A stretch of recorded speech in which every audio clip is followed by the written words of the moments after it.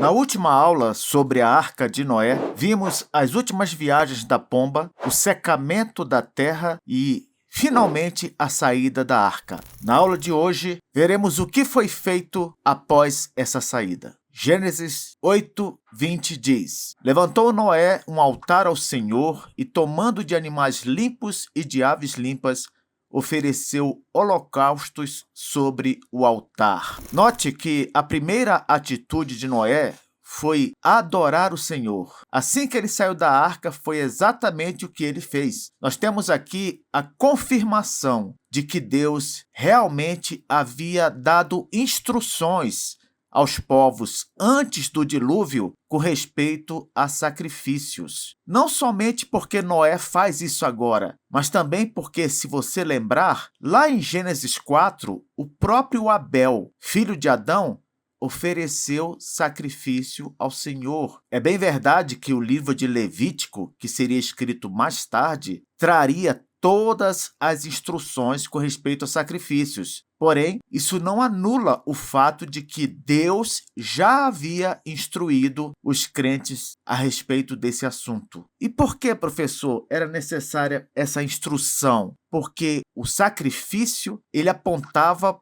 para o Redentor que viria. Jesus é aquele que representa o sacrifício que era feito sobre o altar. Por isso que João Batista vai dizer lá no começo do Novo Testamento: Eis o Cordeiro de Deus que tira o pecado do mundo. Sim, o sacrifício no Antigo Testamento aponta para Jesus, o verdadeiro e único sacrifício que pode agradar a Deus. É interessante notar que a primeira coisa que uma pessoa normal faria depois de um ano dentro da arca seria provavelmente construir uma casa para si e seus familiares, conhecer o novo mundo após o dilúvio, mas não. Noé vai adorar a Deus. Essa era a prioridade na sua vida. Um bom exemplo para nós. Versículo 21. E o Senhor aspirou o suave cheiro e disse consigo mesmo: Não tornarei a amaldiçoar a terra por causa do homem, porque é mau o desígnio íntimo do homem desde a sua mocidade. Nem tornarei a ferir todo vivente como fiz. Aqui nós temos o altar com o sacrifício e a fumaça desse sacrifício sendo recebida por Deus, aqui na linguagem figurada, como um aroma suave, isto é, Deus se agradou do sacrifício. Professor, por que essa linguagem de que Deus sentiu o cheiro suave e gostou, sendo que Deus é espírito, não tem olfato, fumaça é só fumaça? Isso tudo é uma linguagem humana para mostrar a aceitação divina da oferta feita por Noé. Note que em seguida Deus expressa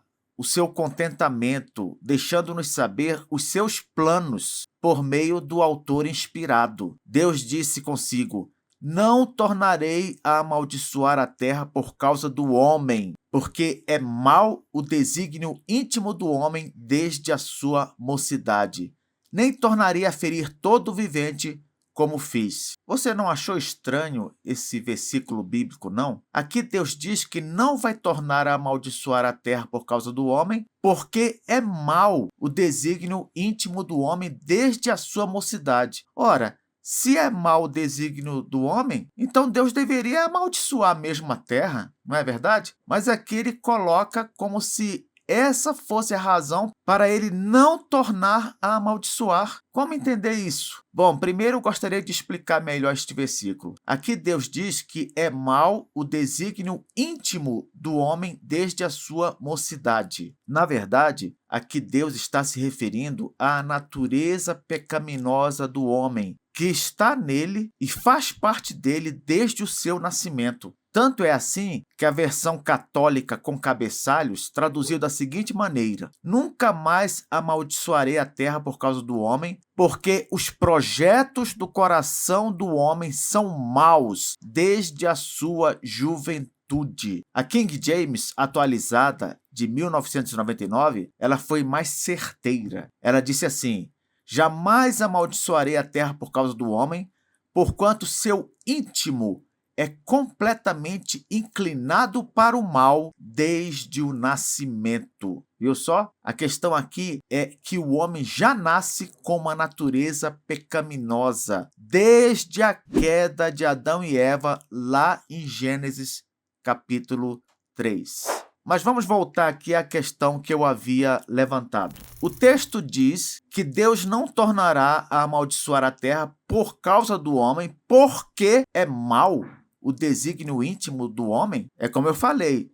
Se a natureza do homem se revela má desde o seu nascimento, então o correto não seria realmente castigar a terra e aquele que foi responsabilizado por ela, como aconteceu lá em Gênesis 3, lembra? Quando o homem pecou, Deus imediatamente amaldiçoou a terra. Por que ele não continuaria amaldiçoando se o homem vai continuar mal? Não faz sentido aqui essa conjunção causal. Porque a melhor opção neste versículo seria uma conjunção concessiva. Por exemplo, não vou amaldiçoar a terra, embora o homem seja mau. Entende? Por isso que nesse caso desse versículo, eu prefiro outras traduções, como a tradução da Nova Versão Internacional e da Nova Versão Transformadora. Veja o que diz a tradução da NVI primeiro. Embora o coração dos seres humanos seja inclinado para o mal desde a juventude, nunca mais amaldiçoarei a terra por causa deles. Também nunca mais destruirei todos os seres vivos como fiz desta vez. Veja como a conjunção concessiva embora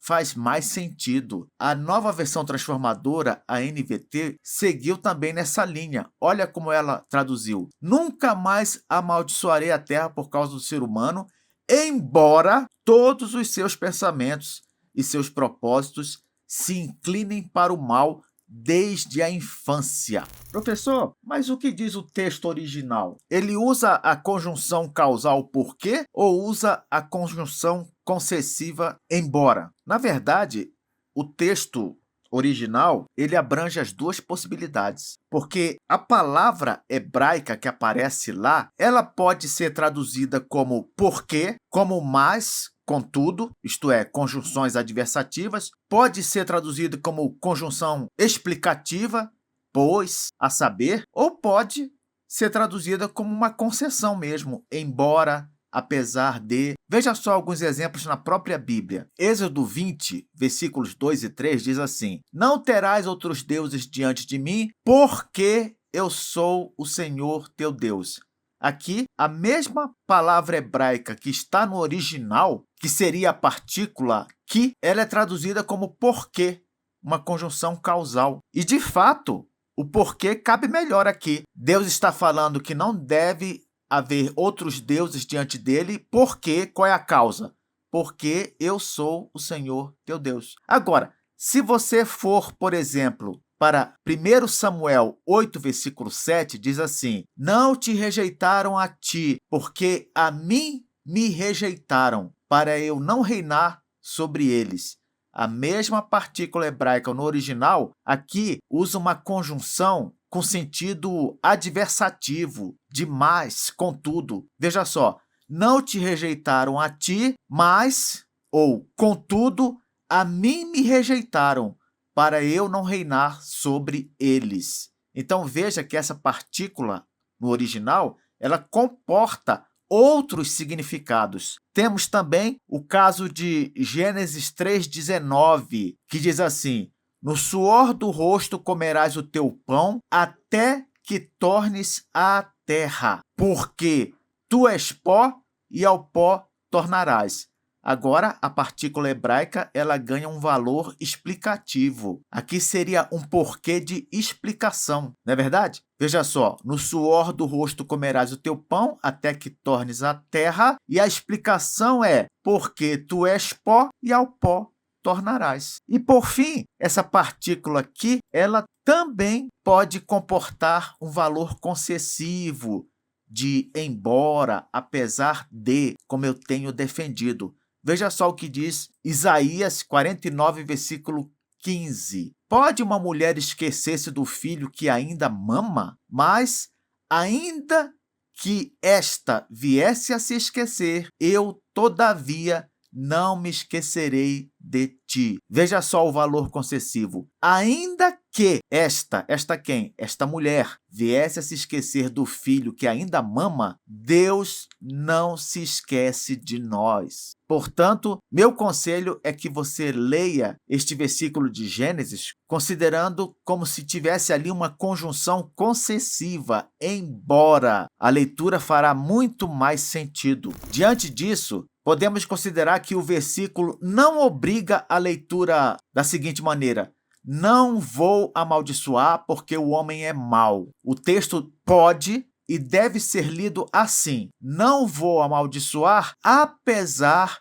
de o homem ser mau. Agora preste atenção no que eu vou dizer. Ainda assim, mesmo com essa solução que eu apresentei aqui, ainda temos outra questão. Se Deus disse que não vai mais amaldiçoar nem castigar a criação, embora o ser humano seja mau desde que venha a este mundo, incluindo aí Noé, seus familiares e todos aqueles que vão vir depois deles, como é que o Senhor vai resolver o problema do pecador, que sempre vai causar o mal e nunca será digno de se reconciliar com Deus? Como é que Deus vai resolver isso? A resposta é a graça divina. A solução sempre será a graça. Essas alianças ou pactos entre Deus e o homem são uma confirmação dessa verdade. Porque, mesmo sendo incapaz de não pecar, o homem recebe de Deus novas oportunidades em Cristo Jesus. A chamada aliança da preservação, essa aliança que vai ser feita com Noé, é mais um exemplo disso, de que nós somos completamente dependentes da graça de Deus em Cristo Jesus,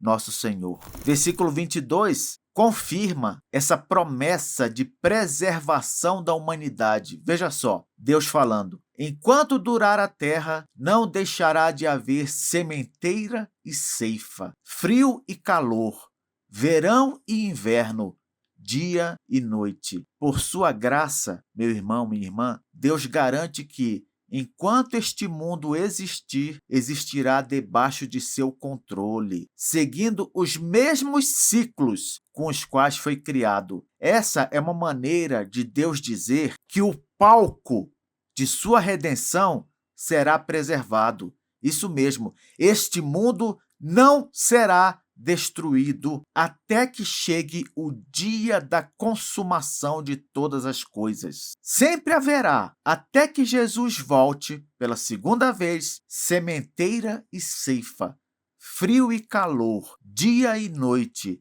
verão e inverno. Muitas pessoas falam assim: este mundo vai acabar numa terceira guerra mundial por causa das bombas nucleares. Parará, parará. Não! O mundo há de ser preservado para a segunda vinda de Cristo. Quem porá um fim a este mundo como ele é agora será Jesus em sua segunda vinda. Para terminar, quero dizer o seguinte: Gênesis 8 nos ensinou que, primeiro, Deus se lembra dos seus, isto é, no momento apropriado, de acordo com seu plano, Deus vai agir para o benefício dos seus filhos. Então, não importa a duração da prova, tudo está dentro do plano de Deus e no momento certo ele agirá. Segundo lugar, a restauração ela vai vir em etapas. Deus não vai resolver tudo necessariamente de uma vez. Provavelmente Deus vai resolvendo aos poucos. Não foi assim no caso aqui de Noé e a arca? Primeiro acabou a chuva, depois a água escoou, depois a terra secou. Você percebe que Deus ele foi aliviando o problema aos poucos? Ele não aliviou de forma imediata e tudo de uma vez? Então, quando você estiver passando por uma dificuldade, lembre-se disso. Às vezes, Deus vai resolvendo em etapas. Mas pense comigo, só de ele começar a resolver, você já pode se encher de esperança. Porque depois de uma etapa virá outra, e virá outra, e virá outra, então, de repente, tudo estará de volta ao normal. Terceira lição que Gênesis 8 nos deu: a adoração deve ser nossa primeira resposta. Diante das bênçãos de Deus, Noé não viu outra alternativa a não ser adorar ao Senhor assim que ele saiu da arca. Por isso, meu irmão, minha irmã, quando Deus começar a agir, começar a resolver os problemas, já demonstre toda a sua gratidão, prestando-lhe a adoração devida. Isso alegra o coração de Deus. Por fim, Gênesis 8 nos ensinou que a criação é sustentada pela fidelidade de Deus. Quanto a isso, não pode haver dúvida. Se dependesse do ser humano, este mundo já teria deixado de existir há muito tempo, não é verdade? Porém, Deus tem um compromisso com a sua criação. Por isso é que ele diz aqui em Gênesis 8 que as coisas vão continuar como estão até o momento que o próprio Deus julgar necessário pôr um fim em tudo. E como eu falei, isso só vai acontecer na segunda vinda de nosso Senhor e Salvador, Jesus Cristo.